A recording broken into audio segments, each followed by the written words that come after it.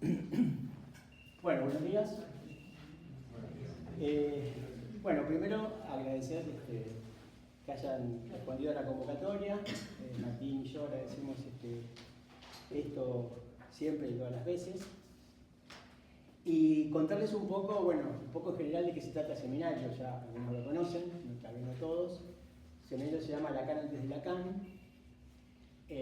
Nos parece que es una forma de hacer resonar este título con lo que Lacan hizo con Freud, como un retorno a Freud. Es decir, no es una posición histórica respecto de lo que pasaba con Lacan antes de Lacan, sino es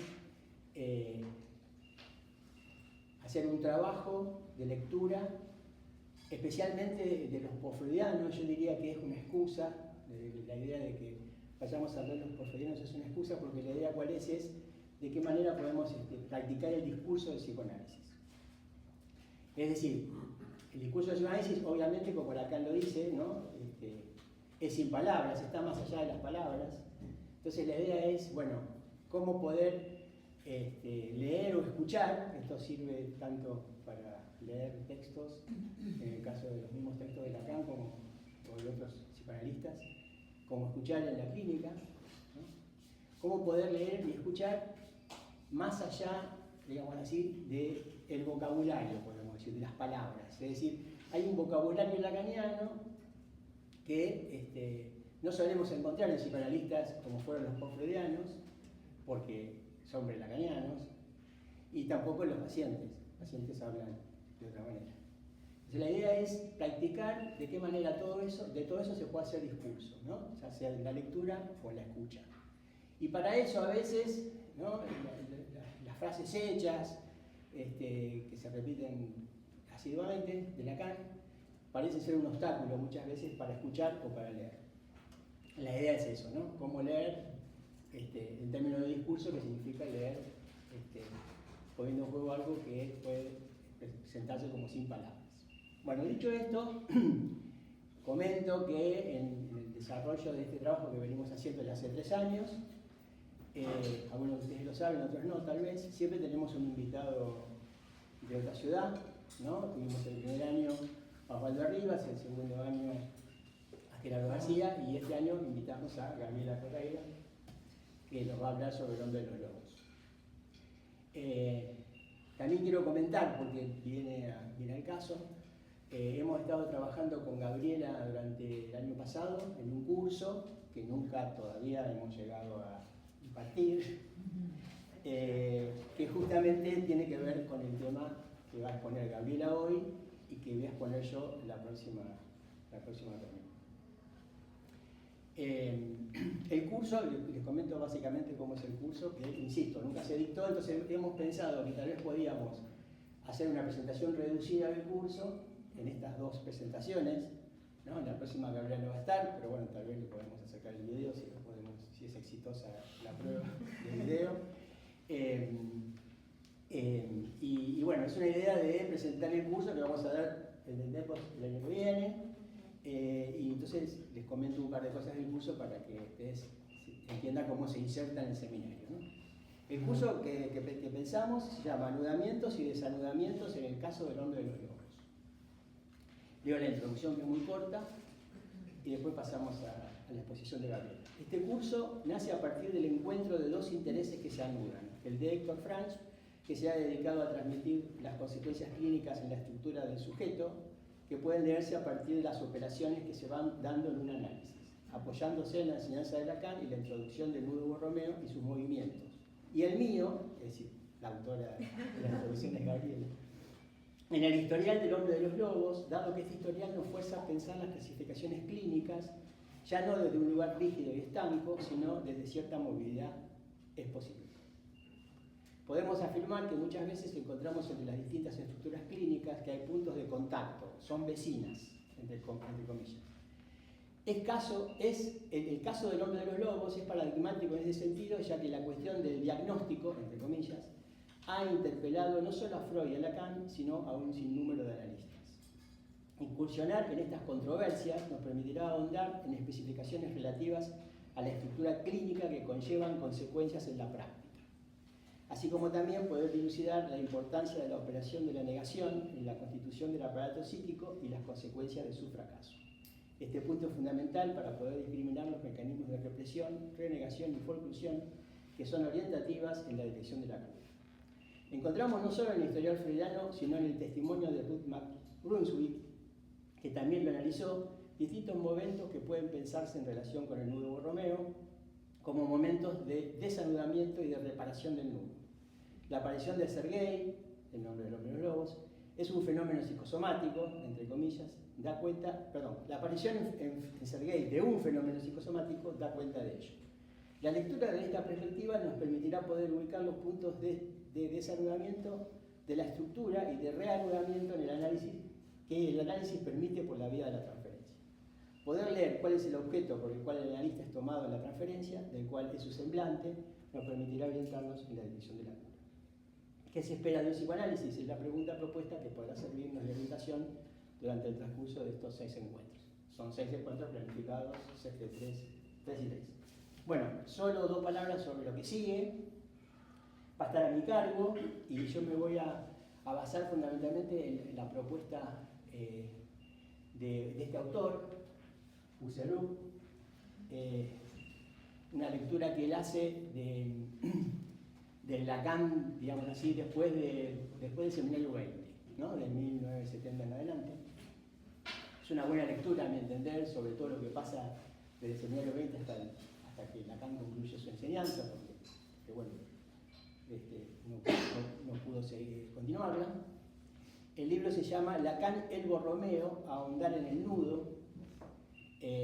La idea no es transmitir cosas de topología fina, que bueno, tal vez nos escapen en el tiempo que tenemos y en el desarrollo, pero sí que ustedes se hagan una idea de qué pasa con Lacan y el nudo Borromeo, especialmente en la clínica, ¿no? En la clínica y en el trabajo de los pacientes. Creo que acá hay una propuesta interesante en este libro. Vamos a ver qué se puede digitalizar y lo subiremos como bibliografía previamente al enlace. Bueno, entonces hoy vamos a escuchar a María Gabriela Correira a hablar del hombre de los lobos con el título El hombre de los lobos, su, entre comillas, borderline. Gabriela es psicoanalista que reside en Buenos Aires, AME de la Escuela Federal de la Argentina, supervisora del Colegio de Psicólogos y Psicólogas de Buenos Aires, San Isidro. Tiene publicaciones y libros en coautoría, entre ellos Infancia y Psicoanálisis de Letra Viva, Identificación, Nombre Propio y Síntoma de Editorial Clínica, entre otros. Bueno, escuchamos a Gabriela, le paso el micrófono.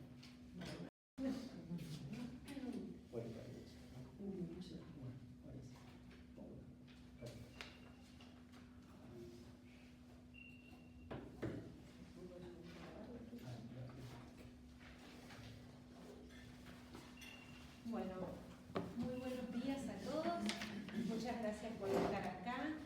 En primer lugar, quiero agradecer a Héctor Franch por su interés y por haberme invitado, y también a quienes han participado en la organización de este evento, que, bueno, además me pone muy contenta porque veo que han estado leyendo bastante, han estado interesados en el tema, así que, bueno, es una buena oportunidad para que podamos dialogar. Como se difundió, yo voy a trabajar específicamente el caso del hombre de los lobos, apoyándome en el análisis que hace Ruth Brunswick, que me parece muy interesante, inclusive este trabajo que ustedes están haciendo con los post-freudianos, porque realmente la clínica de los post-freudianos es muy rica, tenemos mucho material del cual servirnos.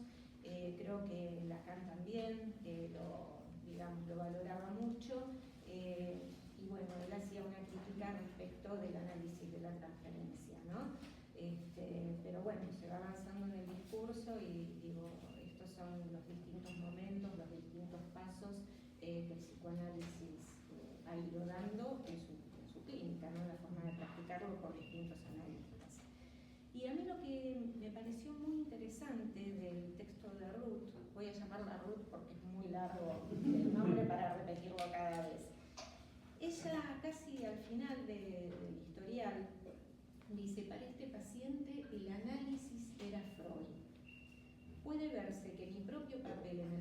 este análisis casi no tuvo importancia.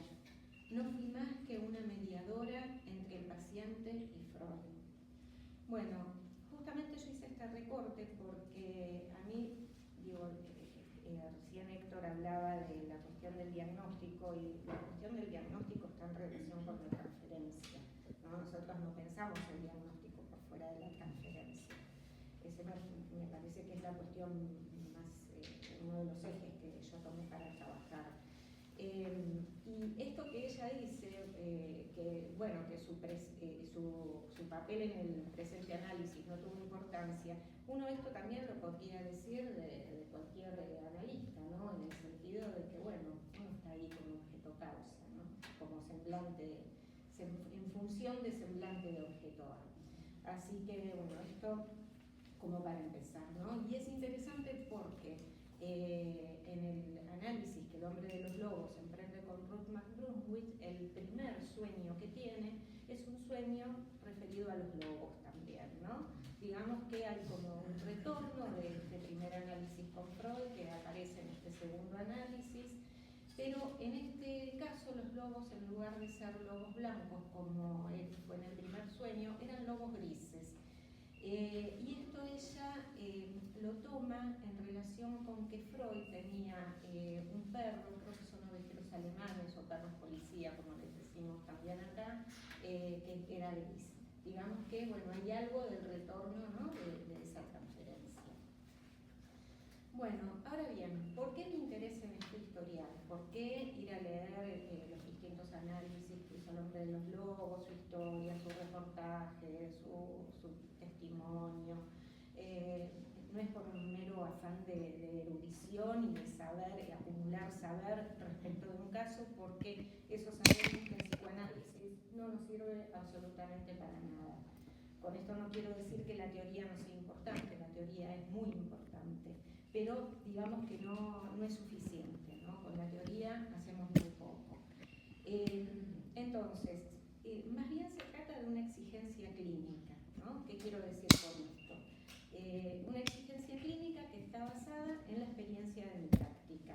Esto quiere decir que en algunos momentos uno se encuentra en la práctica con casos que uno no los puede clasificar tan fácilmente dentro de una histeria, una neurosis obsesiva, una psicosis, ¿no? Donde aparecen determinados fenómenos que a uno le llaman la atención y de pronto ahí dice, bueno, y esto, y surgen determinadas dudas, ¿no es cierto? Entonces, bueno, me parece que el caso del hombre de los lobos en ese sentido es paradigmático por toda la discusión que ha habido en torno al diagnóstico, porque aparecen fenómenos, o vamos a decir el fenómeno alucinatorio que aparece, que es un fenómeno que ha dado mucho que hablar, porque bueno, muchos dicen, bueno, como una alucinación, entonces se trata de una psicosis, y nosotros sabemos que la mera presencia de una alucinación no nos alcanza para un diagnóstico de psicosis, ni mucho menos, ¿no es cierto? Pero bueno, también hay que tener cierto respeto por estos fenómenos. Entonces, bueno, yo lo que propongo es que entablemos un diálogo con los textos apoyado en este historial que tiene que ver con cuestiones que en nuestra práctica nos interrogan.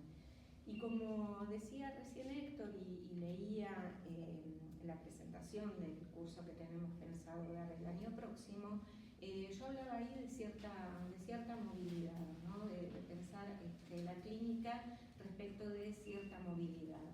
Y si hay algo que tiene movilidad es el nudo Borromeo. El nudo Borromeo se mueve en el espacio. Entonces me parece importante poder pensar la clínica teniendo en cuenta las distintas dimensiones, lo real, lo simbólico y lo imaginario, que como ustedes sabrán, fue una preocupación de Lacan desde los inicios de su enseñanza. De hecho, en el año 1953 dicta una conferencia que se llama precisamente Real, Simbólico e Imaginario. Digamos que es, Alicia Hartman el otro día en una clase utilizó el término avant-coup, que me pareció muy interesante, ¿no? Como un avant-coup de lo que va a venir después respecto de todo su desarrollo en relación con el nudo Borromeo, y que si bien a esa altura de su enseñanza, lo real, no tiene el estatuto que luego va a tener a partir del seminario 11, digamos que, bueno, él ya está trabajando en estos términos. Y además, por otro lado, esta conferencia es del año 1953 y en el año 1952 Lacan da un seminario precisamente sobre el hombre de los lobos, que es un seminario privado, si no me equivoco, lo da en su consultorio, lo dicta en su consultorio. Él se interesa mucho sobre este caso, seguramente por estas cuestiones que aparecían en la clínica, ¿no? Porque él hace algunas puntuaciones al respecto. Y en ese historial, en esas clases, van a encontrar que Lacan habla de padre imaginario, de padre simbólico, inclusive, ahora más adelante les voy a contar, espero que hayan podido leer el análisis con Ruth, Lacan lo que dice ahí es que todos los episodios que suceden con los odontólogos, en determinado momento él visita varios odontólogos, se hace caer muelas, algunas de las cuales están sanas. Él dice que estos odontólogos iban a ocupar el lugar de padre imaginario, ¿no? Como que eran distintos padres imaginarios. Es un momento de Lacan, ¿no? Digamos, temprano, pero es muy interesante y la verdad que les propongo que si lo pueden leer, lo lean porque es un material muy rico. Bueno, y después por otro lado, también en la presentación, Héctor hacía mención de la cuestión de las vecindades, ¿no? Entre una estructura y otra. Entonces, ciertas comunidades entre una estructura y otra. Que esto también es necesario distinguir en la clínica por lo siguiente, ¿no? Porque, bueno, en psicoanálisis, como bien sabemos, los diagnósticos están en relación con la transferencia. Nosotros no diagnosticamos respecto de la presencia de una cantidad de síntomas. Eso en todo caso lo hace la psiquiatría, pero en psicoanálisis nosotros diagnosticamos en función de la posición que toma el sujeto en el dispositivo, la posición desde donde habla y la posición en la que el analista queda, ¿no? Respecto de lo que va diciendo ahí el analizante. Entonces, por ejemplo, en una neurosis, la presencia de una fobia, ¿no? La presencia de una fobia, tomo la cuestión de la fobia primero, porque es un síntoma que se presenta en el caso de los lobos y que además la fobia, bueno, es un tiempo en la estructura, digamos, es un paso en la constitución de la estructura y que la podemos encontrar en distintas estructuras clínicas, ya sea en una neurosis o en una psicosis. Y es muy importante deslindar esto, porque mientras en una neurosis esto puede facilitar la constitución de un síntoma en transferencia, en el caso de una psicosis puede estar cumpliendo una función de suplencia. Y en ese caso, la fobia no hay que tocarla. Pero bueno, para esto hay que escuchar, hay que ir viendo, bueno, quién está hablando ahí, desde qué lugar está hablando, ¿no? Entonces, como les decía, la fobia es un tiempo en la estructura, la agorafobia es la forma primera en cómo la fobia entra a la placa. Utilizo este término placa porque Lacan, en el seminario 16, dice que la fobia es una placa giratoria y esta metáfora que él toma tiene que ver con que la placa giratoria es una placa que está presente en las vías del tren y que sirve para cambiar de vía. Entonces, bueno, el tren viene por un lugar, está esa placa giratoria y lo hace cambiar de vía. ¿Esto qué quiere decir? Que tenemos la fobia y que esta fobia puede llevarnos para cualquier otra vía, ¿no? Entonces, bueno, en el caso de la psicosis, como les decía, la fobia puede estar actuando ahí. Hay un término que, si no me equivoco, lo usó justamente Alicia Rus en una de las clases que dio en la escuela Sevillana de la Argentina, como baranda del cuerpo, ¿no es cierto? Para no desbarrancarse. Entonces ahí la placa giratoria, en el caso de la psicosis, el sujeto, ¿no? Esta fobia, se queda en la entrada. ¿Por qué? Porque no hay ahí función significante, sino que hay función de signo. Digamos, justamente la fobia tiene que ver con la entrada del significante, con la red de significantes. implica la entrada en el lenguaje, por eso es un tiempo en la estructura, por la que forzosamente se pasa.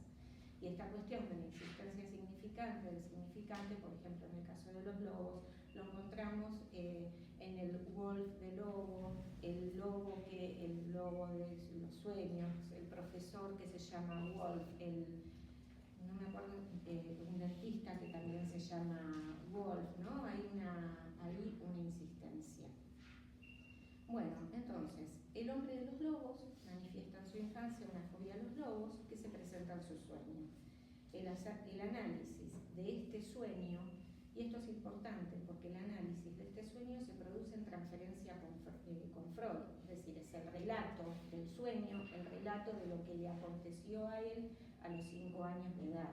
De lo que efectivamente le aconteció, en realidad no sabemos absolutamente nada, ¿no? Lo que sí sabemos es que en ese momento, en esa sesión, él está relatando el sueño de los lobos. Bueno, una pregunta es qué lugar ha ocupado en su estructura. Y cuando yo hago esta pregunta no me refiero a qué lugar ha ocupado, digo que también podría ser qué lugar ha ocupado en su estructura a los 5 años de edad. Lo que me refiero es qué lugar ha ocupado en su estructura ahí en el momento en el que él está relatando a Freud este sueño. Y uno lo que podría decir que fue una hipótesis, ¿no?, que creo que la trabaja el autor que va a tomar, Héctor, que tenga una función de anudamiento, de soporte de la estructura, de esa forma, ¿no es cierto?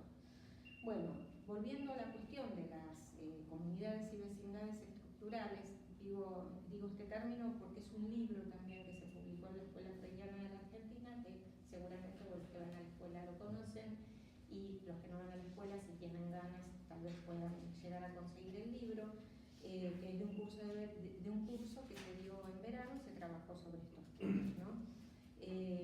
Entonces, por ejemplo, en las presentaciones melancólicas, ahí se trabaja.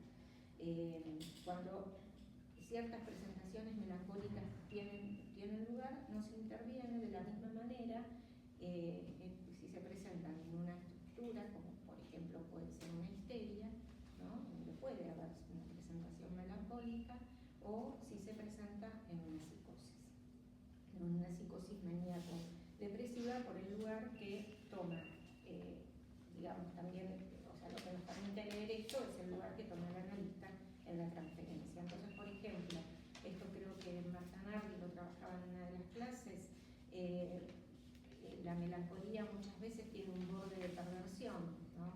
¿Por qué? Porque estas amenazas permanentes sobre el suicidio provocan angustia en el analista, ¿no? Entonces, bueno, ¿qué hace el analista ahí con esa angustia? Bueno, no tiene que dar una señal de angustia, esto lo sabemos, pero la angustia está en un paciente que todo el tiempo está analizando con suicidarse. Bueno, ese es un costado perverso por la angustia que genera en el otro. Bueno, entonces, digamos que el diagnóstico se va despejando por el lugar que el analista toma en la transferencia. Respecto del caso del hombre de los lobos, Freud nunca dudó del diagnóstico de neurosis obsesiva, aunque yo encontré un medio rengloncito, me quedó situado en la página 22 de La Morte, donde dice, esto me hizo dudar del diagnóstico. Y llamativamente no se refiere a la cuestión de la alucinación del dedo cortado como todos esperaríamos, sino a lo que se refiere ahí es a cierta apatía que él tiene en el momento del suicidio de la hermana, ¿no? Como que, bueno, lo único que pensó él fue, bueno, ahora soy el único heredero, me quedo con la fortuna, y una situación de frialdad. Y esto es lo que a Freud le llamó la atención. Y después ahí lo que dice Freud, que bueno, que hubo como un deslizamiento de esto y en determinado momento el hombre de los lobos va al cementerio y llora sobre la tumba de un poeta que digamos que había fallecido ya hacía un tiempo, se había suicidado también, se había suicidado pegándose un tiro, y él se pone a llorar desconsoladamente frente a esta tumba. Bueno, resulta que este poeta era el poeta Lermontov, era uno de los poetas preferidos de su hermana. Y el hombre de los lobos, en un relato que hace, en determinado momento confunde la forma en la que se suicida su hermana, que es envenenándose con mercurio, perjurio de la forma en la que se suicida este poeta, que fue con un tiro. Y dice que la hermana se había suicidado con un tiro, y esto no es así, ¿no? Bueno, entonces es esta cuestión de la desafectividad lo que le llamó la atención. Bueno, ahora un poquito más adelante voy a trabajar sobre la alucinación del dedo cortado. Yo voy mirando el horario para ver cómo voy. Te vamos avisando. Bueno, entonces tenemos, él hace 2 análisis con Freud y después 2 análisis con Ruth McCluskey. Y hay un tercer análisis, un tercer periodo de análisis a Freud, que es cuando la deriva con Ruth. El primer análisis es del año 1910 hasta el año 1914. Y Freud ahí se pone a escribir el historial, que sale publicado en el 18. Ese es el primer análisis, el que nosotros conocemos, el que está publicado como acerca de una neurosis infantil, donde habla del relato de los lobos. Es interesante porque este historial Freud lo tuvo presente a lo largo de toda su obra. De hecho, en el año 1937 encontramos una referencia al historial. Y lo va mencionando también a medida que va trabajando con este paciente. Entonces encontramos referencias a del 10 al 14, bueno, cuando habla de la presencia de los cuentos infantiles en los sueños, ¿no? Material de los cuentos infantiles en los sueños, por el cuento de los 7 cabritos, que es una referencia al sueño de los lobos. Después acerca del de Jacques Raconté, cuando escribe acerca de la fausse reconnaissance, que es donde trabaja la alucinación del dedo cortado, que es un episodio que él apenas menciona en el historial, no lo desarrolla ahí, pero sí lo desarrolla, creo que es del año 13, en 1913. Y también es muy interesante porque Freud en ese momento, en el año, por ejemplo, 1912, está trabajando sobre las memorias de un enfermo nervioso de Schreber. O sea que también está preocupado o interesado por la Verwerfung, que es por el rechazo, ¿no? ¿Se acuerdan de la frase, lo interiormente rechazado retorna desde lo exterior? Él esto lo trabaja ahí cuando está escribiendo sobre las memorias de un enfermo nervioso, cuando está escribiendo el texto sobre Schreber. Y esto es contemporáneo al análisis del hombre de los lobos. Esto me parece muy importante situarlo, para ver cuál es, en la cabeza de Freud, qué es lo que estaba en ese entonces trabajando, ¿no? Bueno, y después el hombre de los lobos hace su consulta, digamos, por síntomas depresivos. Él no puede con su vida, como quien diría. Tiene el antecedente de padecer una gonorrea desde los 17 años y medio, que lo tenía muy perturbado. Él llega al análisis con Freud acompañado de su médico personal. Recuerden que se trata de una persona millonaria, que está buscando distintos tratamientos, que estuvo internado en sanatorios para enfermos mentales. Uno de los sanatorios en los que estuvo internado es el sanatorio de Kraepelin. Kraepelin, que era un psiquiatra muy reconocido por ese entonces, y es más, a quien le debemos, entre comillas, parte de la construcción del DC4, que está basado, si ustedes se fijan, mencionan a Kraepelin. A Kraepelin le decían el botánico del manicomio, porque clasificaba las plantas. Bueno, se ve que le gustaban las clasificaciones, también clasificaba las enfermedades nerviosas. Y lo diagnostica al hombre de los lobos de insanía maníaco-depresiva o psicosis maníaco-depresiva. El hombre de los lobos está internado ahí, es donde conoce a Teresa, quien será luego su mujer. Y después estuvo en otros sanatorios, y en un momento que le vuelve a pedir a Kraepelin tratamiento, Kraepelin no lo acepta y le dice el hombre de los lobos, bueno, tal vez porque me escapé de un manicomio que me había recomendado, pero en realidad lo que le dice Kraepelin es que se había equivocado en el diagnóstico. En realidad ese diagnóstico era el diagnóstico que tenía el padre del hombre de los lobos, ¿no? Y bueno, y Kraepelin después se lo envidia a él. Lo que dice Freud es que en realidad él no observaba esta polaridad entre un periodo maníaco y otro depresivo. Más bien el hombre de los lobos tiene un tinte melancólico, ¿no? De hecho, si uno lee las notas autobiográficas, después al final de su vida se encuentra, ¿no?, con determinadas situaciones así depresivas, melancólicas, a raíz de algunas muertes, ¿no?, de algunos duelos. Estábamos hablando del primer análisis que hace con Freud. Luego en el año 19 él pide otra consulta con Freud. Freud lo atiende desde el año 19 al 20, unos 5 meses aproximadamente. Ya estamos en otro momento de Freud, ya Freud tiene elaborada su metapsicología, la pulsión de muerte, el más allá del principio del placer, digo, para que nos ubiquemos un poco. Y después el hombre de los lobos le vuelve a pedir análisis en el año 1926, que es cuando él lo deriva con Ruth.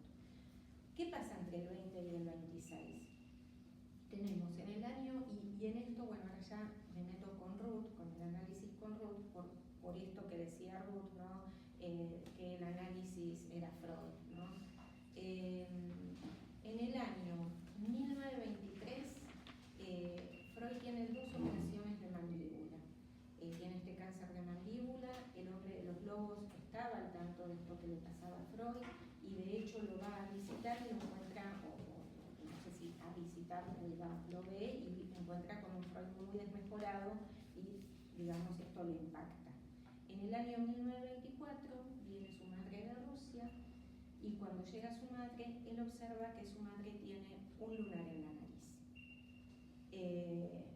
Y la consulta que él hace en el año 26 con Freud, que es cuando lo deriva con Ruth, es justamente por un grano en la nariz, un lunar en la nariz que él tiene, que yo ahí en la presentación puse fenómeno psicosomático, pero más bien es algo de índole hipocondríaca, ¿no? Lo que se desarrolla. Fenómeno psicosomático es algo puesto en el cuerpo, pero es una preocupación hipocondríaca. De hecho, el diagnóstico que le hace Ruth es el de paranoia hipocondríaca, ¿no? Psicosis paranoica hipocondríaca.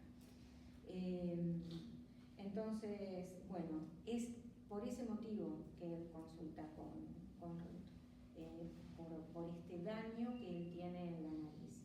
Y digamos ahí lo que dice Ruth en el historial es que en realidad el daño que tenía en la nariz no era tal, pero bueno, hay toda una serie de episodios que se dan con numerosas visitas que él hace a los dermatólogos, que también son numerosas visitas que él hace a los odontólogos en ese contexto. Por eso me parece importante esta cuestión del cáncer de mandíbula de Freud, ¿no? Porque digo, bueno, él también va visitando odontólogos, se hace extraer piezas que están sanas, porque va a visitar a un dermatólogo y dice, no, porque me voy de vacaciones y tenía miedo que ese diente le arruine las vacaciones y se lo extrae. Y después hay todo un episodio paranoico que se desata, que es lo que va trabajando Ruth en el historial, que es a raíz de que él ve que tiene un agujero en la nariz, producto de un tratamiento con electrólisis que le sugiere, que le indica a un dermatólogo, y ese dermatólogo se constituye en lo que sería su perseguidor, ¿no? Y él está totalmente paranoico respecto de este dermatólogo porque dice que le ha hecho un daño, ¿no? Que le ha hecho un daño, que le ha dejado este daño en la nariz. Y el hombre de los lobos, ahí Ruth hace toda una interpretación porque toma prestado de su mujer un espejito y mira su imagen en el espejo de su mujer, ¿no? Permanentemente se observa a ver si tiene este agujero en la nariz. Este agujero en la nariz, si nos ponemos a pensar respecto, bueno, esto que Freud cuando lo trata al hombre de los lobos, lo que dice es que hay un rechazo de la castración, ¿no? Un rechazo de la castración, este término rechazo, Verwerfung, en el que Lacan después se apoya para trabajar sobre la psicosis, que es la forclusión. Este rechazo de la castración que aparece en esta imagen que él permanentemente mira en el espejo, este agujero que él dice tener. Y me parece interesante interesante porque si uno lee los sueños que se presentan durante el análisis con Ruth, son todos sueños en donde hay algo de la castración, ¿no?, que se presentan, yo digo en un sentido imaginario, ¿no?, en el sentido que, bueno, aparecen los astres. Ustedes saben que en alemán, esto está ahí referido en alemán, pero en alemán sastre quiere decir cortador, Schneider se escribe, ¿no? Entonces, bueno, el sastre es un cortador donde él, bueno, parece que tenía mucho problema con los sastres a los que iba visitando también a distintos sastres y a ver que su ropa esté bien confeccionada, nunca estaba como él le gustaba. Después está esta extracción de sus muelas. Después, bueno, en los sueños aparecen referencias también a los cuentos infantiles de los 7 cabritos. Siempre hay referencias que tienen que ver con el corte de algo que se corta, algo que se pierde ahí.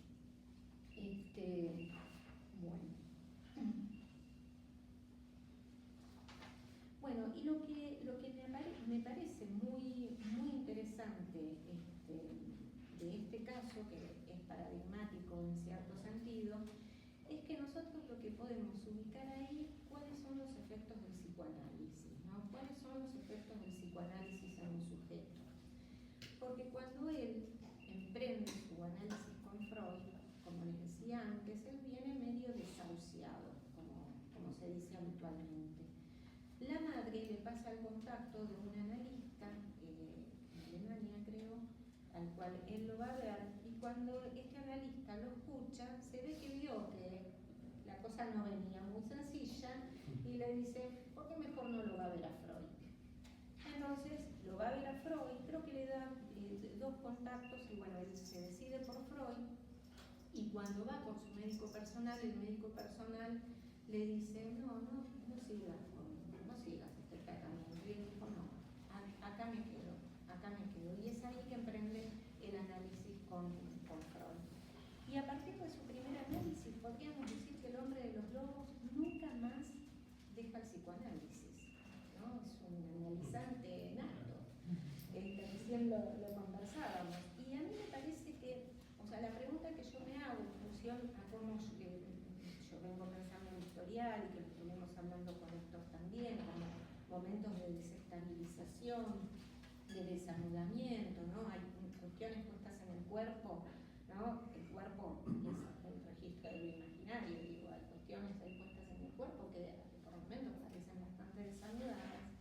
¿Qué hubiera pasado si el hombre de los lobos nos hubiera analizado? Yo creo que el psicoanálisis en cierto sentido le salvó la vida, ¿no? Entre comillas, porque el laburo que va haciendo él respecto de sus análisis es, la verdad, muy importante.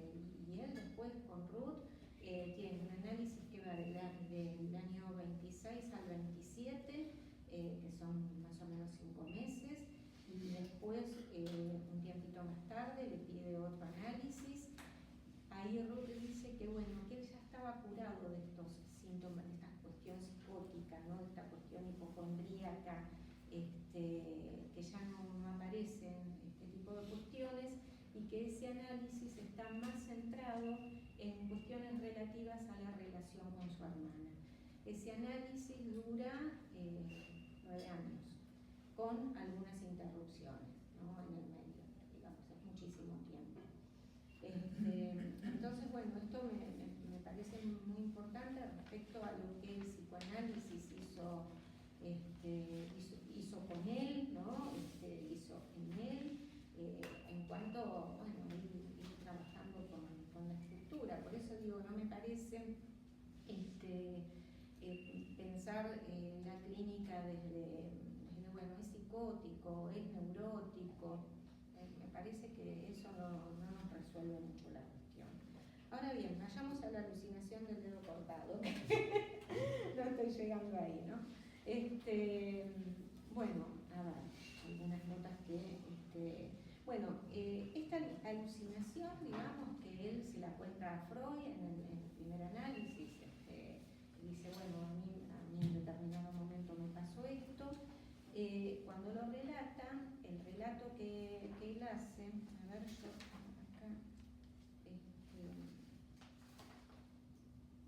dice, cuando a la edad de 5 años jugaba en el jardín con un cuchillo, me corté el dedo meñique. Solo creí que me lo había cortado. Pero si ya se lo he referido a usted. Bueno, esto es lo que trabaja Freud en el texto sobre la Beillarra-Conté. Él no lo trabaja, como les dije antes, en el historial, sino que después cuando trabaja sobre este fenómeno. Y deja a este hombre en un estado de anonadamiento, ¿no?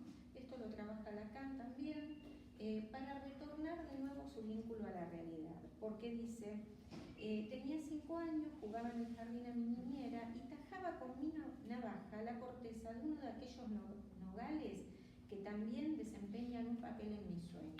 Miren cómo habla el hombre de los lobos, ¿no? Porque digo, habla como un analizante, o sea, cada día se hace una interpretación. Esto que me pasó en ese momento, bueno, tiene que ver con esto que apareció en mi sueño. De pronto noté con indecible terror que me había seccionado el dedo de la mano, derecha o izquierda, de tal suerte que solo colgaba la piel. No sentí ningún dolor, pero sí una gran angustia. No me atreví a decir nada al haya, distante unos pocos pasos. Me desmoroné sobre el banco, inmediatamente, y permanecía ahí sentado, incapaz de arrojar otra mirada al dedo. Al fin me tranquilicé, miré el dedo y entonces vi que estaba completamente intacto. Bueno, este estado de anonadamiento, Lacan lo que dice es como que quedó por un momento fuera de la palabra, ¿no? En esta incapacidad de él de transmitir algo respecto de eso que estaba viendo y que le causaba cierto horror, ¿no? Hasta que, bueno, volvió a mirar y el dedo estaba bien. Bueno, Lacan ahí, en el contexto en el que está trabajando este historial, está hablando sobre la negación, ¿no? Y esto es importante porque la negación es una operación estructurante, una operación constitutiva del aparato psíquico. Ahí Lacan, tomando el texto de Freud, habla de una Bellahum, que es una afirmación primordial, y una Autosum, que es una expulsión. Entonces lo que se da es esta afirmación y esta expulsión que hace que se genere lo simbólico, ¿no? Que se funde lo simbólico. Lo que dice ahí Lacan es que el hombre de los lobos por un momento como que quedó fuera de lo simbólico, fuera de la palabra, ¿no? Como que hay ahí un fracaso de la negación. Bueno, sobre el fracaso de la negación pueden leer un libro que ahora está en ebook, que es de Anabel Salafia, donde trabaja específicamente sobre el fenómeno del fracaso de la negación, que bueno, es muy, muy importante. Pero lo que es importante también aclarar, para que no se genere confusión, es que hay una diferencia entre lo que es de la Bellahum y la Autosum con la forclusión, ¿no? La Bellahum y la Autosum es un fenómeno constitutivo del aparato psíquico, es esta expulsión necesaria, ¿no?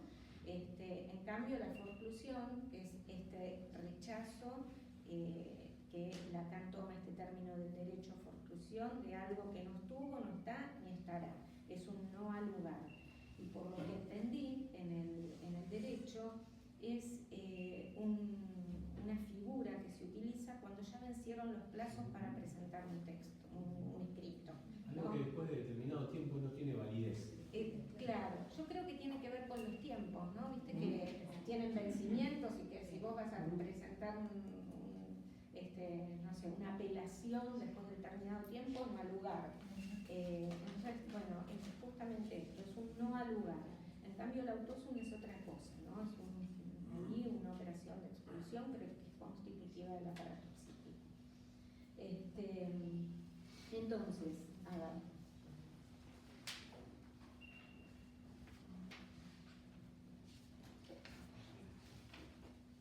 Respecto de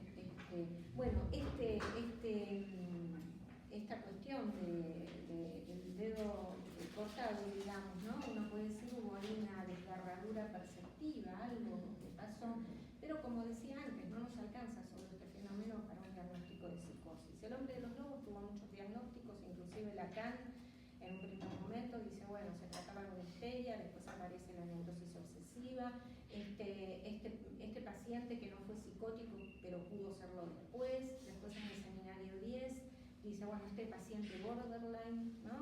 Digo, bueno, está ahí, no sé si en un borde en el sentido de esto que nosotros no, digo, la psiquiatría llama trastornos límites de la personalidad, ¿no?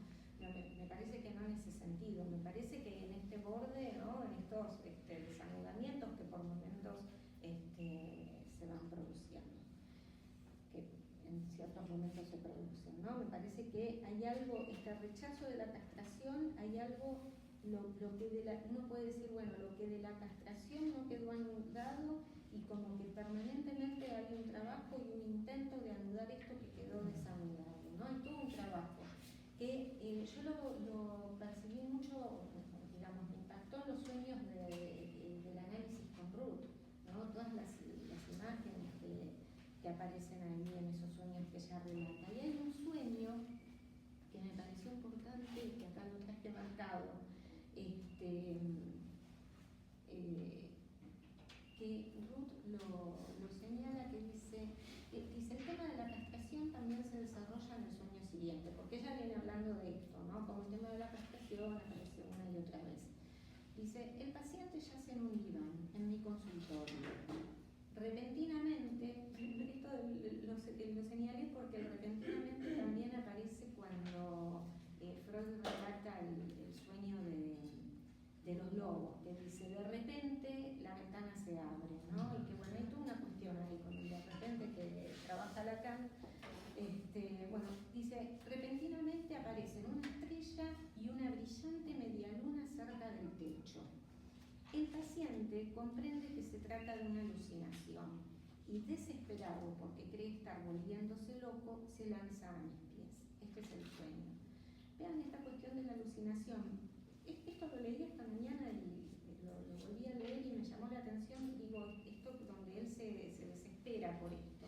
Como si él en algún punto, bueno, tenía como un saber y un saber hacer sobre esto que le pasaba a él, ¿no? Y este fenómeno alucinatorio de su infancia, creo que, bueno, él que tanto digamos, se preocupaba por lo que le sucedía y tanto iba trabajando en su análisis, seguramente, bueno, le causó cierto horror.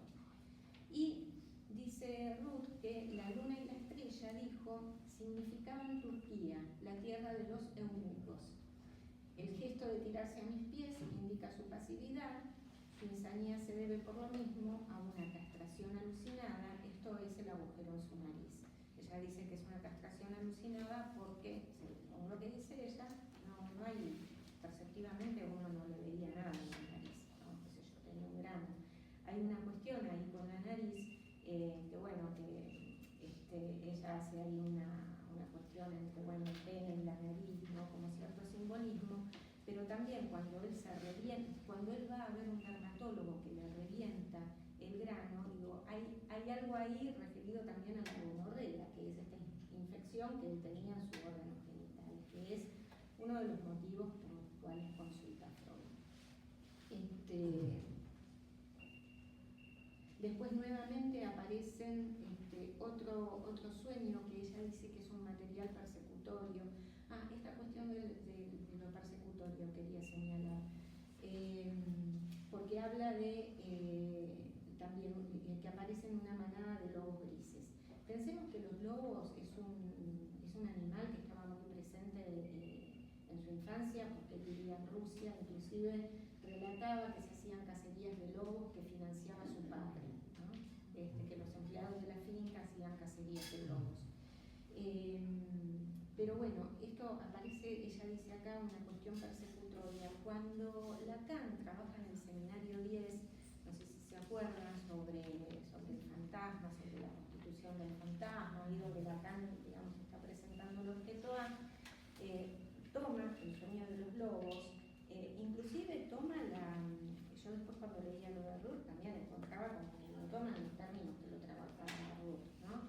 Y él dice, bueno, ¿se acuerdan que habla del movimiento y de la inmovilidad del movimiento que él veía en los padres, la interpretación, ¿no?, de los padres teniendo el acto sexual, y la inmovilidad de él, y bueno, y ahí aparece la cuestión de la mirada, que bueno, ahí Lacan cuando está pensando sobre el fantasma y dice, bueno, el objeto es la mirada, él se hace mirada, ¿no? Él es la mirada,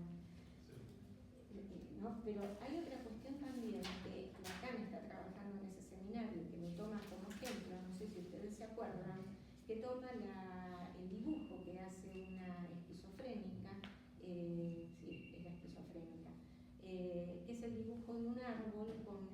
¿Se acuerdan del dibujo? Y Ozono siempre vista. Y Ozono siempre vista, ¿no? Que no solo que hace la figura del árbol, el ojo y alrededor pone y Ozono siempre vista, que dice, bueno, yo soy, siempre me están mirando o yo soy siempre mirada. Pero bueno, la cuestión de la mirada también es un objeto privilegiado de la paranoia, ¿no? La cuestión de la mirada, de la vigilancia. Y más adelante, ya no en análisis con Ruth, sino Ruth fallece en el año 45. Ruth McBlumwich era discípula de Freud, se analizaba con Freud y hacía análisis de control con Freud. Era alguien a quien Freud le tenía mucha confianza.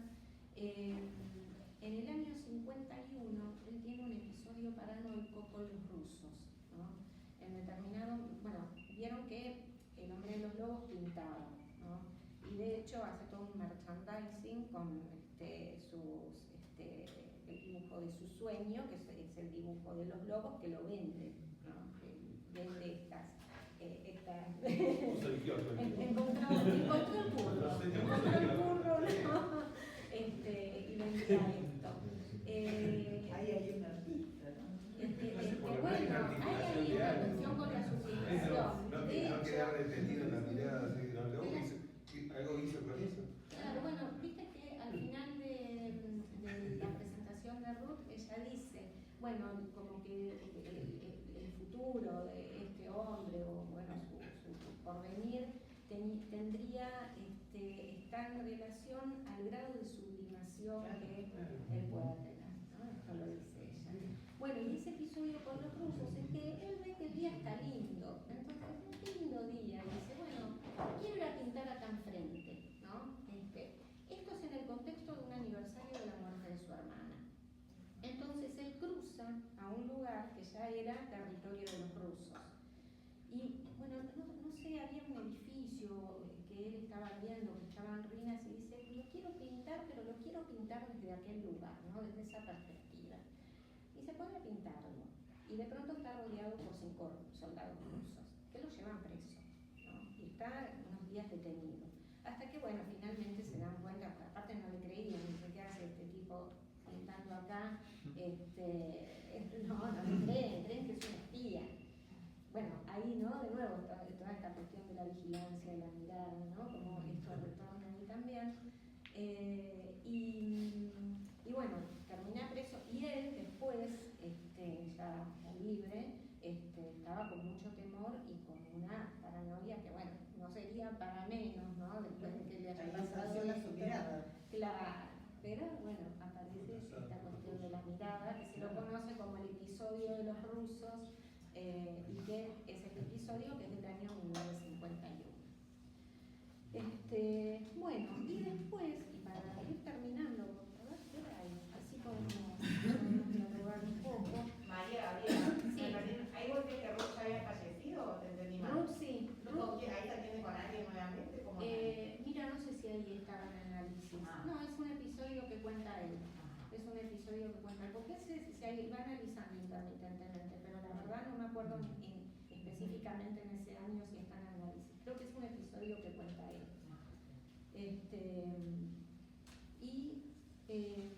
Otra cuestión que me pareció muy interesante, porque yo encontraba cuando leía el historial de Freud, bueno, esto es como una metáfora, ¿no es cierto? Y algo más que quiero decir, bueno, 2 cosas más y ya termino. Que Freud muchas veces usa el término anudamiento, ¿no? Y este término anudamiento que aparece en el escrito de Freud siempre está en relación con algo referido a la castración. Y de alguna manera yo pensaba que Lacan retoma esta cuestión, cuando en la significación del falo, que es de 1958, afirma que el complejo de castración tiene función de nudo. Y entonces él ahí dice, bueno, el complejo de castración tiene función de nudo. Y justamente, bueno, es esto, ¿no? El complejo de castración es lo que rechaza el hombre de los lobos, por lo cual, bueno, lo tiene todo el tiempo que estar anudando. Dice, es sabido que el complejo de castración inconsciente tiene una función de nudo.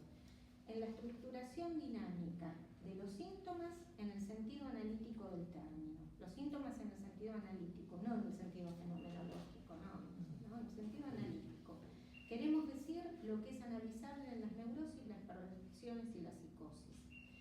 Y en una regulación del desarrollo que da su ratio a este primer papel, a saber, la instalación en el sujeto de una posición inconsciente sin la cual no podría identificarse con el tipo ideal de su sexo, ni siquiera responder sin graves vicisitudes a las necesidades de su partener en la relación sexual e incluso acoger con justeza las del niño que es procreado en ellas, ¿no? Y entonces este párrafo nos da un poco de luz retroactivamente a la problemática que ya Freud ubica en el caso del hombre de los lobos, ¿no? Como el rechazo de la castración. Y después, otra cosa que no quería dejar de decir, que es lo que trabaja Freud en De ya raconté, porque bueno, esto tiene que ver con cosas que los pacientes dicen que contaron y que no contaron, y bueno, entonces Freud dice, bueno, ¿cómo resolvemos esto? Y ahí el hombre de los lobos le dice, bueno, ese episodio que ya le conté, no me lo contó.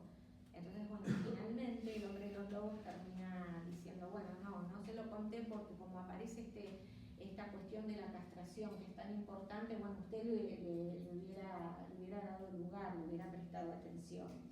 Entonces dice, pero ¿qué es lo que pasó ahí? ¿Por qué él pensó que me lo había contado y no me lo había contado? Dice Freud. Entonces llegan a la conclusión que esto se debe a que bueno, él cuenta un episodio, bueno, no lo cuento, él cuenta un episodio donde un tío le pregunta a él y a su hermana que quiere que le regalen para Navidad. Entonces él pide un cuchillo, ¿no? Claro, bueno, pero ven cómo, ¿no? Esta reiteración, ¿no? Que aparece. Quiere un cuchillo, bueno, y dice que este cuchillo que aparece en el sueño, dice que era como el cuchillo que le había regalado este tío. Entonces lo que dice Freud es que, claro, lo que le contó el hombre de los lobos fue este episodio con este regalo. Y dice, bueno, lo que quedó, eso era un recuerdo encubridor que lo que ocultaba era este episodio de la alucinación del dedo cortado, que cuando él quiso acceder a la conciencia fue reprimido y apareció esto otro. Bueno, digamos que luego, en determinado momento, él puede contar esto. Bueno, no sé, ¿les parece que deje acá y conversamos? Porque son las 12. ¿No? ¿Qué dicen? Digo, bueno, hay algunas cuestiones más. ¿Podés ¿Había hecho una referencia al odontólogo como padre imaginario? Sí, Lacan. Ajá. Lacan. En el seminario, no, dice esto, ¿no? Como que iban al lugar de padres imaginarios. ¿Por qué la ITA habla de padre simbólico y de padre imaginario? En el seminario que da el primero, pero que no lo tenemos publicado por Paidós. Es un textito que hay, que bueno, yo a lo mejor no sé si lo mandé, pero se los puedo mandar. Son la notas, traducción sí. de Rodríguez Ponte. Creo que es ahí que lo menciona. Y hace... O sea, tempranamente. Claro. Porque si no me acuerdo bien, en las categorías de la falta, el padre imaginario está vinculado a la privación. Sí. No, eso para pensar, o sea, que lo que le produce es que le extrae la muela. Claro. Sí.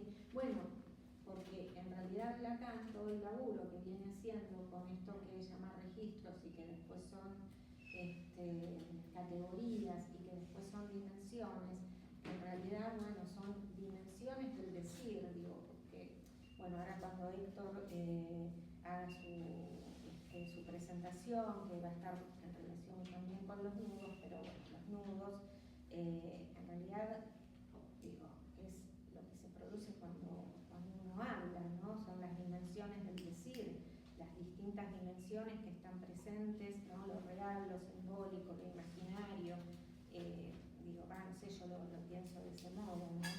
bueno, Lacan evidentemente a lo largo de su enseñanza esto lo fue situando de distintas maneras, bueno, llamándolo registro, categorías, viste, cuando trabaja el padre real, el padre simbólico, el padre imaginario, cuando trabaja las categorías de la falta, que también lo que pasa que ahí en las categorías de la falta, lo que le está faltando es el objeto A, Claro.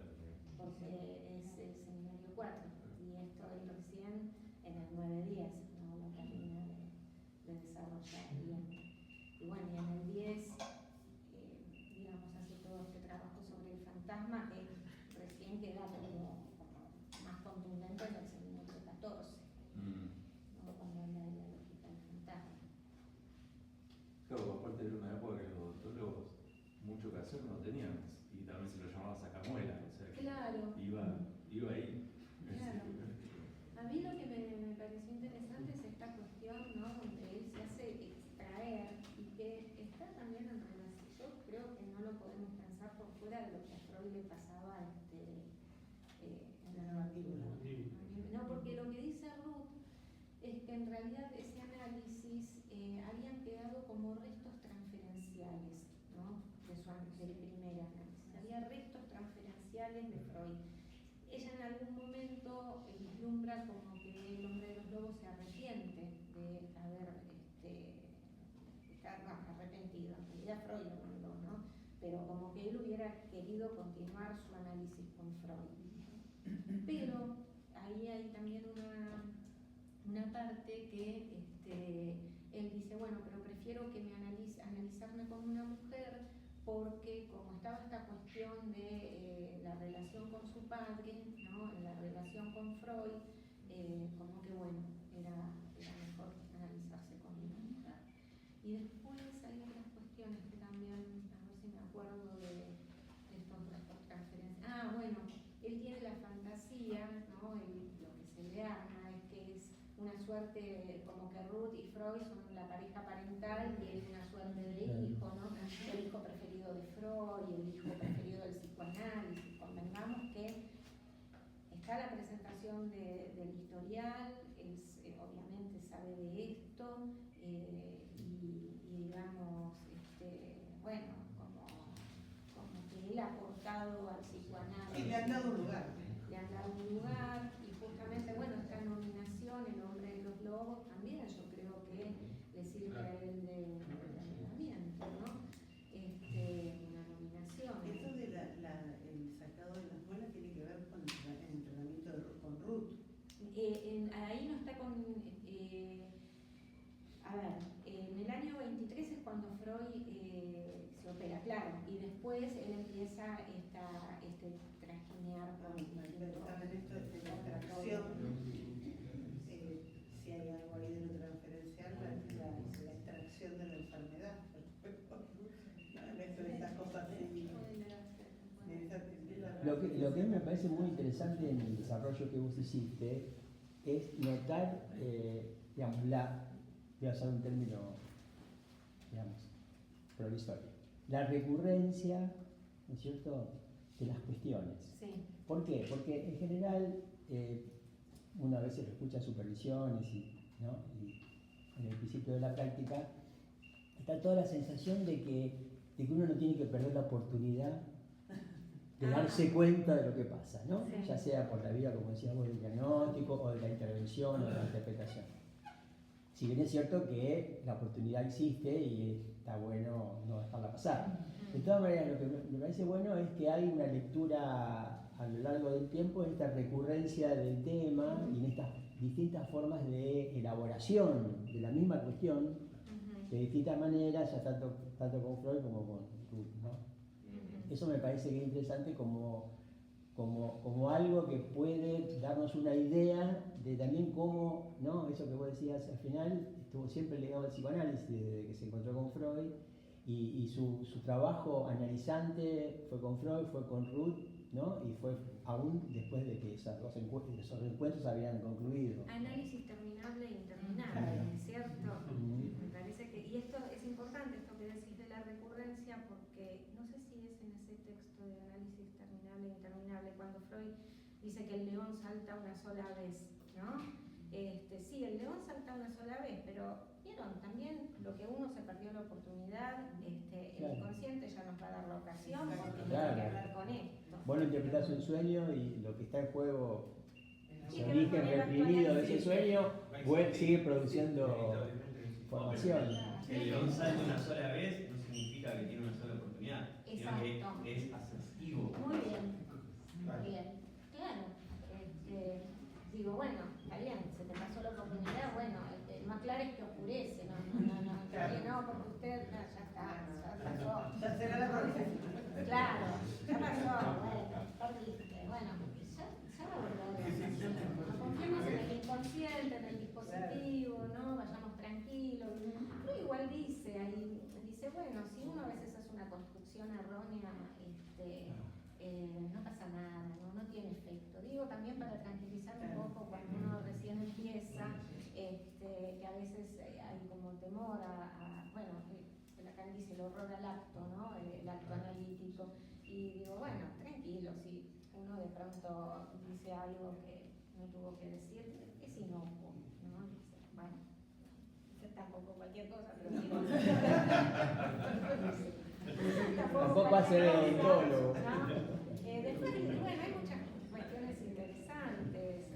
No, ahora pensaba en esto, pues, no sé por qué se me vino a la mente la cuestión de la fobia, de la inhibición, ¿no? Que también ahí Lacan dice, ¿no? A veces intentar sacar a alguien de una inhibición lo conduce a una final, Claro.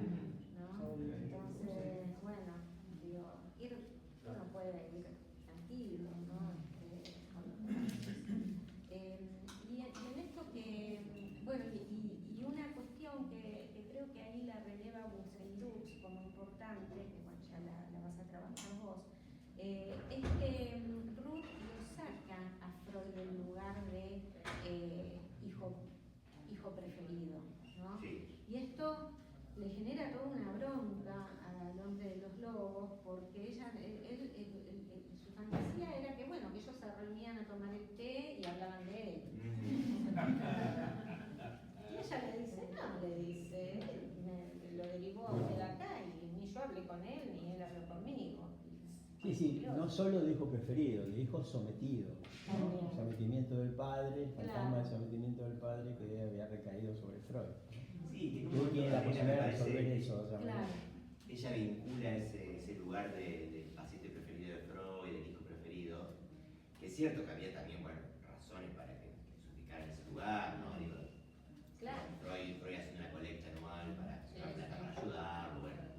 Pero ella en un momento lo vincula a un recuerdo infantil que él tiene con la niñera, en esto de que uno de los síntomas que tenía también era la constipación, Sí. ¿no? Entonces él en un momento trae un recuerdo con la niñera, y que la niñera le había metido el dedo en el ano para ayudarlo a poder ir al baño, ¿no? Y que es la hermana la que le dice, bueno, pero eso la niñera lo hace con todos, ¿no? No te creas que sos el preferido de ella, ¿no? Como ella ubica que este lugar es Le preferido. mete el dedo en la cola a todos. Sí, Querido, sí. por No, muchos lados. claro, no solo No es que era solo una tuyo. cuestión. Digo que es interesante porque ubica una cuestión transferencial ahí, no es que él se empezó a sentir el preferido con Freud, sino que ya en lugar de preferido con Freud venía ligado a una cuestión con su historia. Claro, incluso cuando pone la hermana, estuvo recordado, ¿no? Bueno, se vuelve el único heredero, ¿no? Era como el único hijo Sí. de esa fortuna familiar, ¿no? Es Sí, interesante sí. también eso. Sí. Ella lo trabaja, digamos. Sí, es interesante. Yo creo que eso ella, un poco por esta cuestión melómana que aparece en El hombre de los lobos, un narcisista, ¿no? Como que trata de romper con eso. A mí, la verdad, el análisis con Ruth McLovin me parece maravilloso. Sí, aparte Lacan lo destaca. Sí, es maravilloso. Lo Aparte, destaca. bueno, cómo escribe ella, ¿no? Cómo la rigurosidad. Sí. En un momento hablaste de qué lugar ocupa en su estructura el sueño, ¿no? En el momento del análisis con Freud, y decís que es en ese momento del análisis con Freud el sueño tiene una función de anulamiento, el sueño en sí mismo. Sí, me parece que no, el relato, hay algo que él está elaborando ahí, que eso le sirve de soporte como fantasma. Momentos de insistencia. Es anudamiento en tanto que fantasma. Ahí está, ¿no? sí. Eso después el cerebro trabaja. Sí. Así como hemos hablado.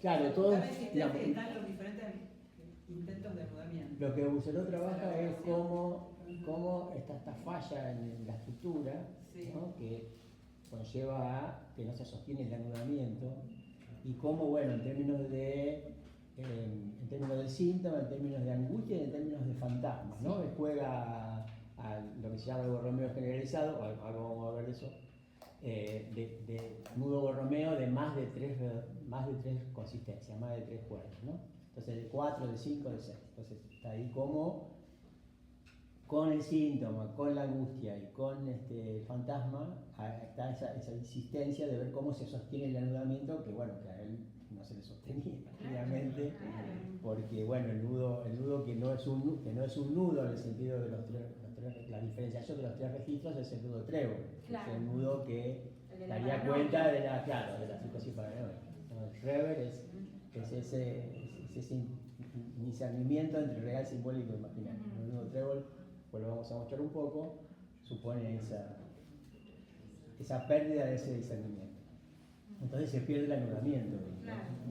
no tiene en qué sostenerse, no tiene que lo sostenga, ¿no? Homogeniza. Claro, que imaginario se torna invasivo, ¿no? Con el tema de los granos, del espejo, de verse esas fallas y Sí. demás. En la imagen. Claro. ¿No? Por En eso. el imaginario. Por eso, el sueño, en tanto que el sueño es el sueño de ese fantasma mismo, ¿no? De alguna manera, Lacan lo usa para eso. Porque en algún momento yo me quedé pensando en la cuestión que vos planteaste, María Gabriela, del tema en relación al diagnóstico, como a lo mejor el nudo nos permite manejarnos de una manera donde no estar, digamos, atendiendo al diagnóstico. Me resulta un poco como difícil de pensar en el sentido que, si bien es cierto que cuando escuchamos no estamos pensando en eso y que hay casos que son interrogables, no por ello uno no deja de tener en el horizonte el diagnóstico, porque a veces hay casos que vos decís, bueno, esto me interpela, no lo toco, digamos, a ver qué pasa con eso. Eso por un lado. Para que, a ver si vos podías decir un poquito más respecto de esto de la dirección de la cura en torno a los 3 registros. Eso por un lado. Y por otro lado, bueno, primero te agradezco el aporte del tema de la mirada como objeto, tanto del fantasma pero de la paranoia. Yo nunca lo había podido leer así esto, porque si tengo un recuerdo del seminario 10, ahí creo que lo ubica como una vacilación del fantasma al sueño mismo, que en ese punto no terminaría de entenderse bien qué quiere decir Lacan con esto. Porque si por ahí el fantasma es un intento de anudamiento, yo lo entiendo más como que hay algo ahí por construir. Y si ya vaciló, ¿cómo sería? Tiene que estar construido. Me parece que a lo mejor ni él mismo Lacan se pone de acuerdo. Lacan dice cosas muy distintas en el seminario 10.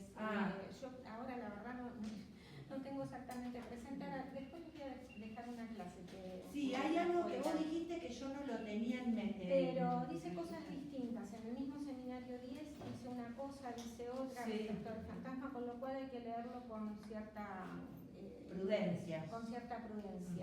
Él ahí en el seminario 10 habla como de la cuestión de la devoración, ¿no? La mirada como también objetoral, ¿no? Porque te como con la mirada. Era como el temor a ser comido por los lobos, a ser comido por el padre, ser devorado.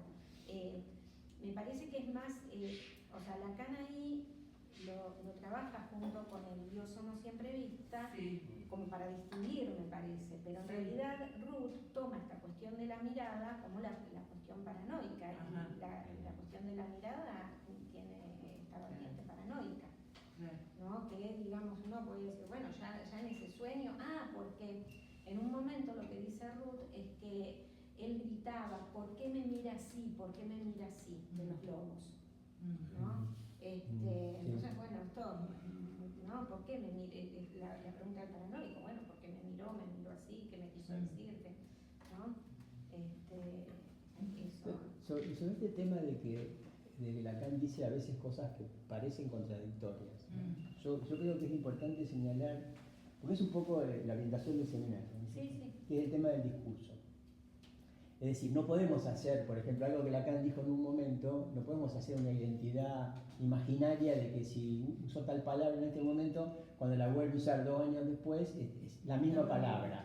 Digo, es un significante, significa, hay que leer el momento en el que Lacan está argumentando sobre una cuestión o la otra. Entonces, en ese momento va bien decirlo de esa manera. Y en otro momento, aunque los términos sean imaginariamente idénticos, está bien decirla de otra. Uno como busca esa identidad imaginaria para orientarse un poco, porque Lacan es bastante difícil de así, digamos así, entonces cae en esas, me parece, en ese problema de que ahí falta la lectura, ¿no? Yo lo diría de esa manera. O sea, hay que trabajar la lectura para eso, ¿no? Es un poco la idea de que, bueno, no es un problema terminológico, es un problema, si bien las palabras importan, ¿no? No hay que cambiarlas porque sí hay que leer, ¿no? Más allá, me parece, de la identidad de las palabras, ¿no? Que no son necesariamente los significantes de las palabras, ¿no? Los significantes tienen otra lógica. Tal cual.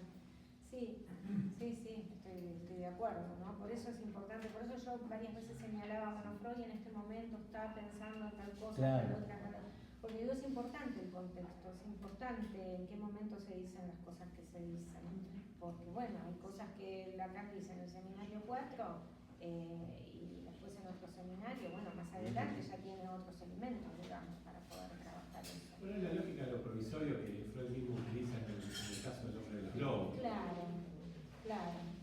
Sí, disculpa, porque respecto del diagnóstico, lo que vos recién señalabas, no es que uno no piensa en términos de histeria, neurosis obsesiva o psicosis, por supuesto que sí, porque digo, es la dirección de la cura, pero lo que digo es que a veces quedar encerrados en esa cosa de querer forzar o decir, bueno, pero apareció tal cosa, entonces, bueno, a uno lo hace dudar, uno interpela. Ahora, si tenemos un ratito, les voy a comentar un caso que estoy escuchando ahora que tiene, digamos, cierta cuestión ahí donde bueno, hay que ir con cierta cautela porque no sé bien de qué se trata, que creo que tiene que ver más con un momento en la estructura, pero bueno, pero ¿qué sucede? Quiero decir, en El hombre de los lobos, el desgarro perceptivo estuvo.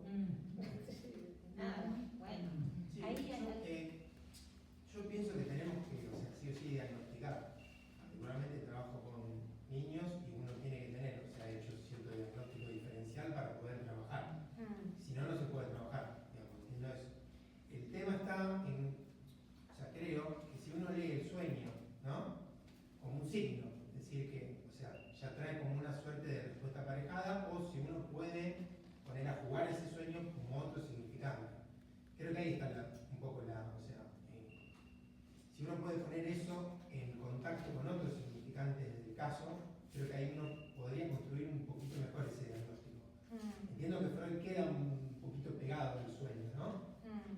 Entonces vuelve a él, pero bueno.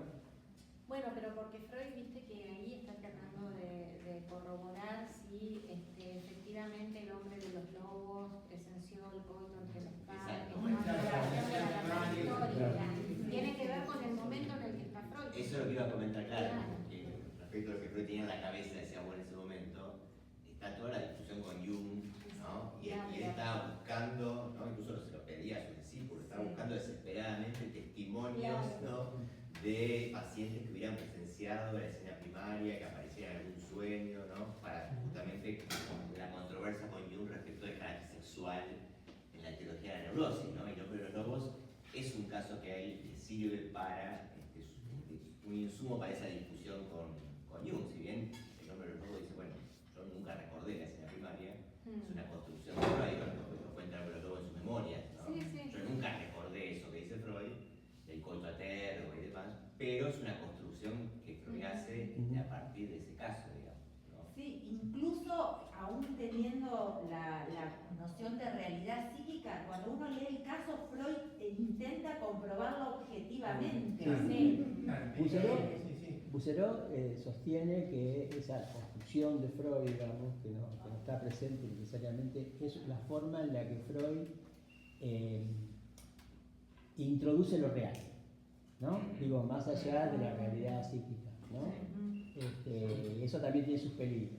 La insistencia en la veracidad, en la realidad de haber presenciado en la escena primaria. Sobre este tema del diagnóstico me parece importante, la última reunión, Diego García presentó lo que Freud hizo con Perkin, ¿viste? Con la analista esa británica, ¿no?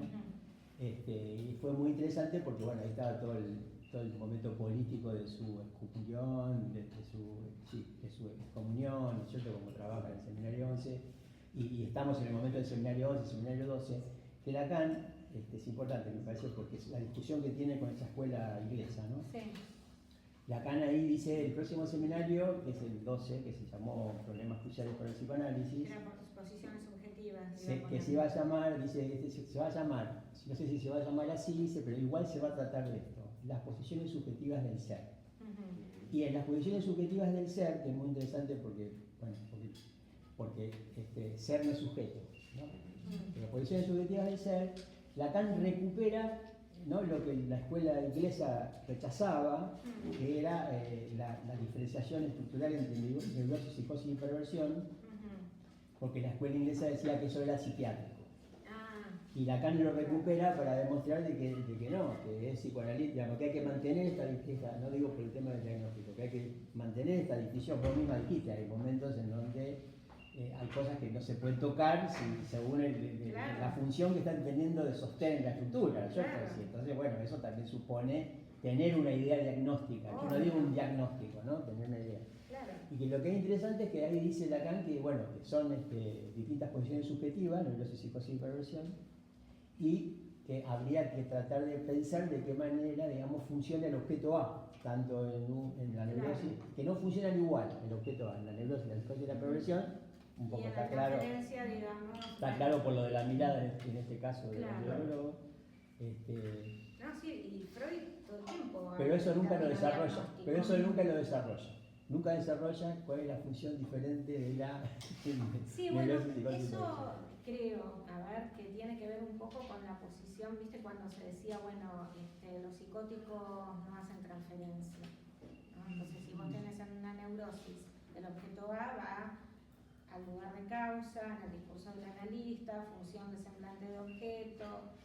¿Y qué pasa en la transferencia? Bueno, yo creo que ese objeto queda un poco ahí fuera del dispositivo. A mí una vez me pasó algo muy interesante con una paciente psicótica que atendí muchísimos años, una psicótica franca, o sea, que no había duda que se trataba de una psicosis, un delirio impresionante.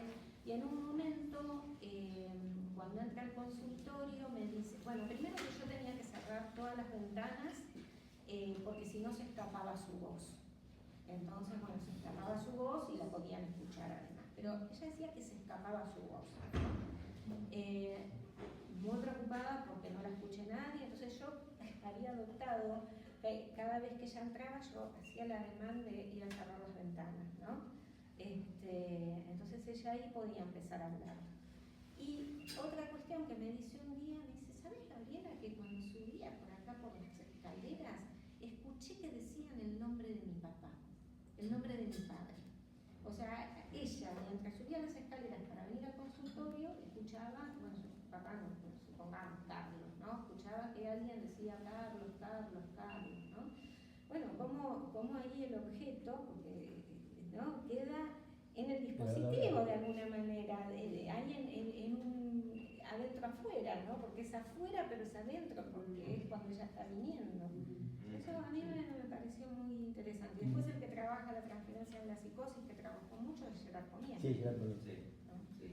Sí, pues es cierto, como dice Héctor, después Lacan en el problema crucial no termina haciendo esa distinción que dice que va a hacer. Sí, ¿no? sí, nunca vuelve sobre qué pasa con el objeto A en cada estructura. Claro, dice algo después en el breve discurso a los psiquiatras, ¿no? Recupera algo de eso que iba a hacer en problemas cruciales al par de años en el breve discurso cuando habla del objeto en el bolsillo, ¿no?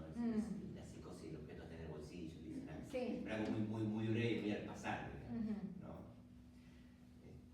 Y una última cosita, Gabriela, que me hiciste pensar cuando presentabas recién la charla, por la época que Héctor decía recién, el seminario 11, que estuvimos trabajando las últimas veces,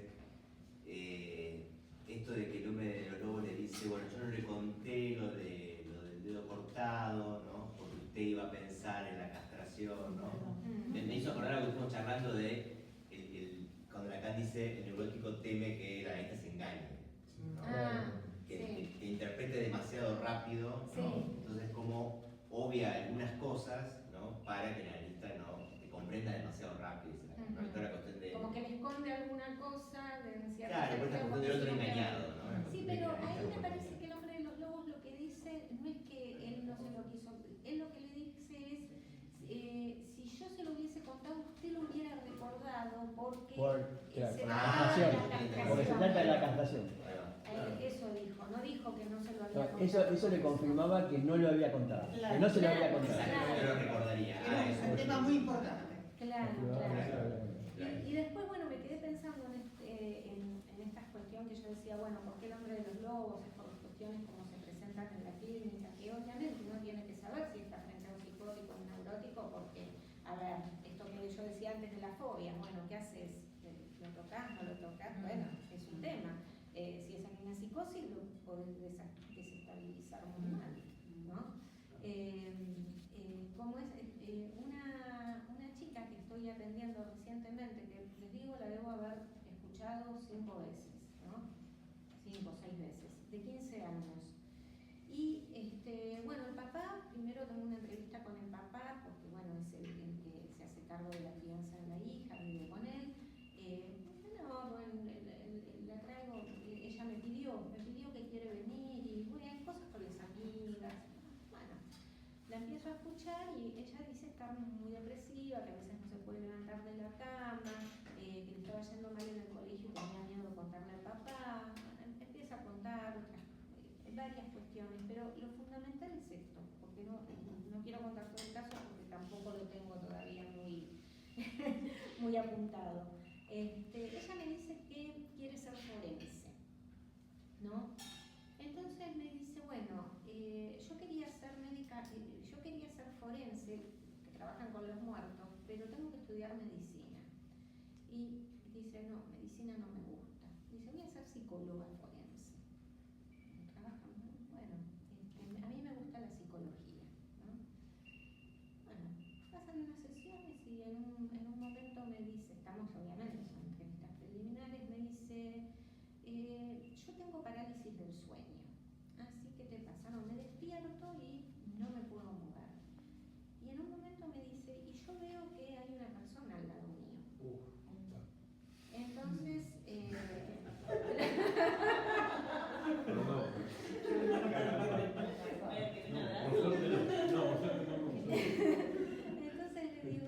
le digo, bueno, pero estás, a ver, ¿y cómo lo pensás? ¿Estás soñando? ¿No? Porque no queda muy claro y después no le pregunto mucho tampoco porque no quiero, o sea, no sé, no importa si lo está soñando, si no lo está soñando, ella lo que me dice es que ve a alguien ahí al lado de ella.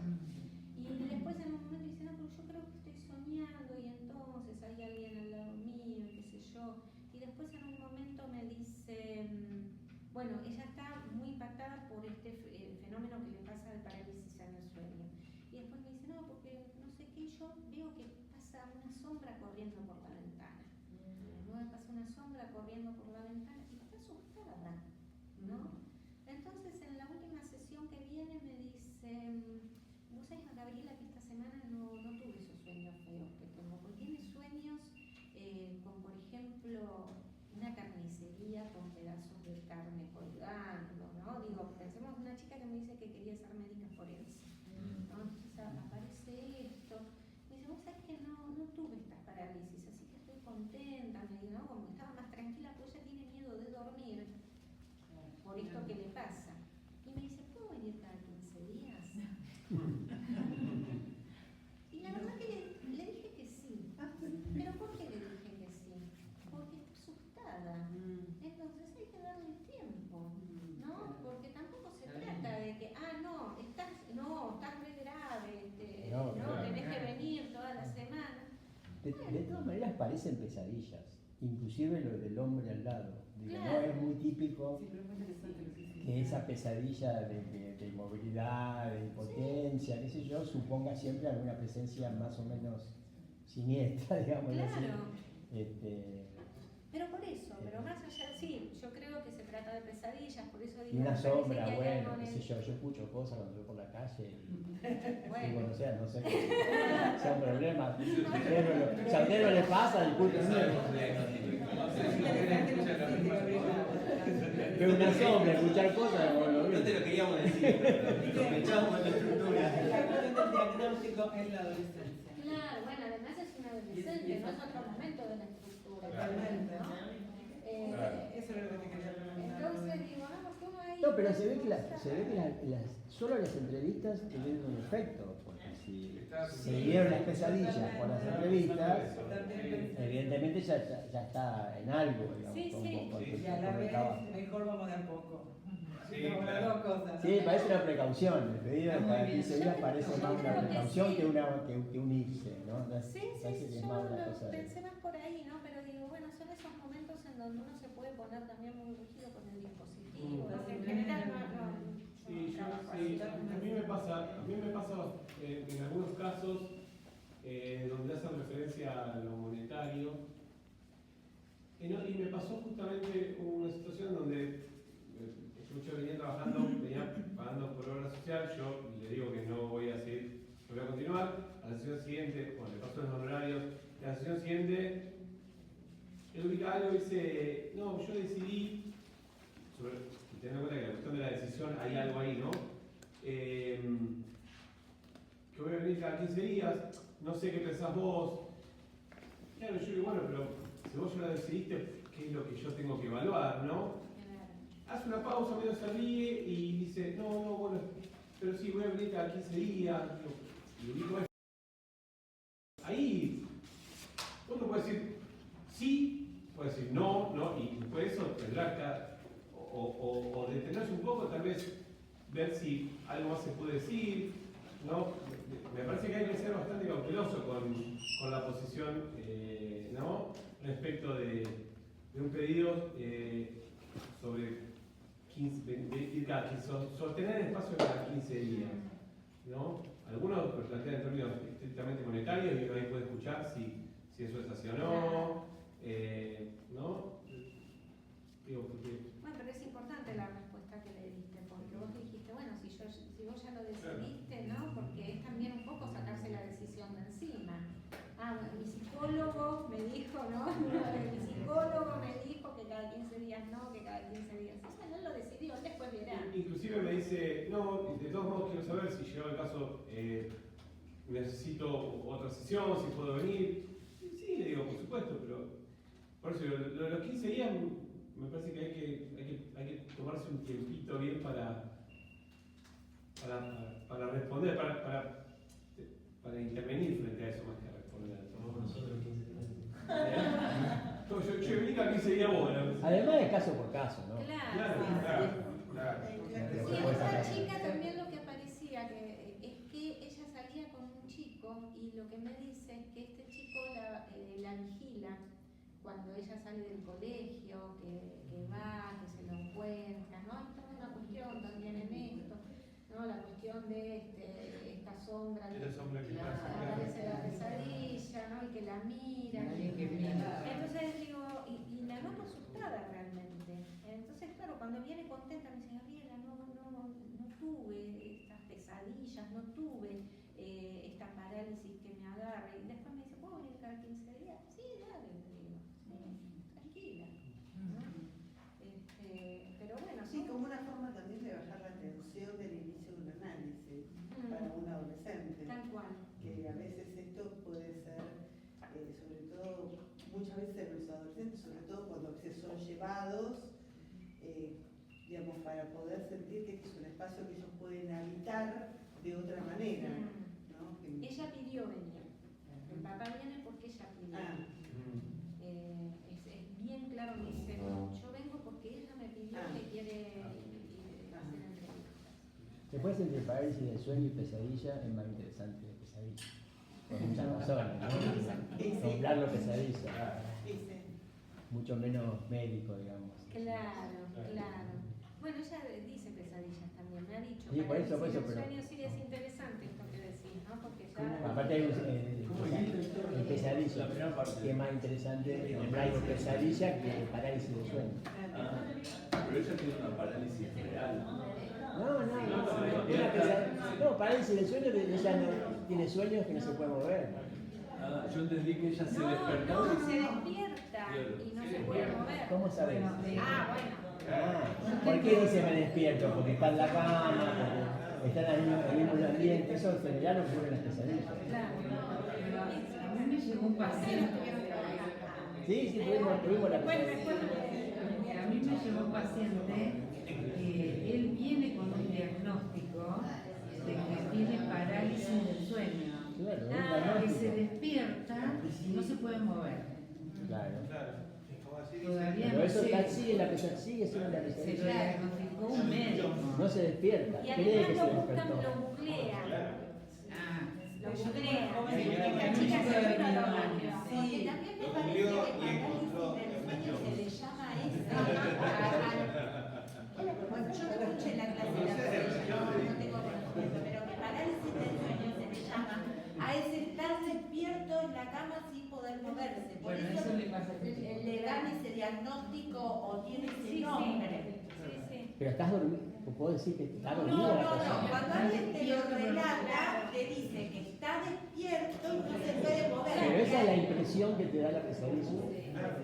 Yo he tenido pesadillas así. Quiero aclarar. Lo que yo Por la quiero duda. decir que lo que en la actualidad se le llama parálisis del sueño es a eso. Bueno, que ustedes le llaman pesadilla o a lo que se le llama pesadilla, que tiene la característica de estar despierto sin poder moverse. Es como el membrete que se le da a Es puro gozo. Que ese diagnóstico Igual me parece que está bueno lo que esto que vos decís de poder llamarlo pesadilla, porque el concepto, el significante ahí este parálisis es algo que también se puede extender a otras situaciones. En cambio, me parece que viabiliza el poder usar el término qué pesadilla. Porque es esto, frente a esto decir, ¡ay, qué pesadilla! Bueno, tenemos que concluir por el horario.